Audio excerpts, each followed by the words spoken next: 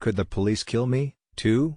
My young son asked me to view the full article. Click the first link in the description below. One study from 2014 found that a group of mostly white, female college students overestimated the age of black boys by an average of 4.5 years.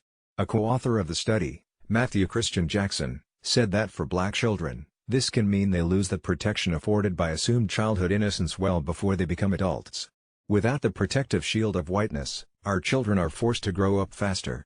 When childhood pastimes like playing with toy guns or adolescent follies like jumping a subway turnstile or mouthing off to a police officer can turn deadly in an instant, we can't afford to encourage our children to stay children a little longer.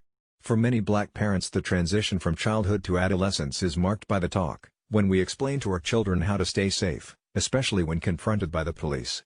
I didn't expect it to have it for another couple of years. One of black parents' most difficult balancing acts is protecting our children while empowering them to protest. It requires an incredible amount of maturity from our children, too.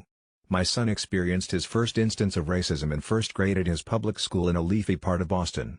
As the taunts continued, he only became more politicized. Halfway through third grade, his teacher told me that he was taking a knee during the Pledge of Allegiance. Fortunately, she defended him when a classmate harassed him for protesting.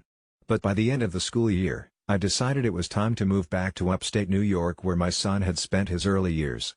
He needed to be surrounded by a loving community he could also turn to for support. For young black children in America, community is more than comfort, it's a lifeline.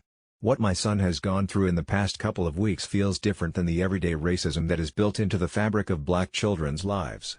Rather than being a part of his childhood, to view the full article, click the first link in the description below.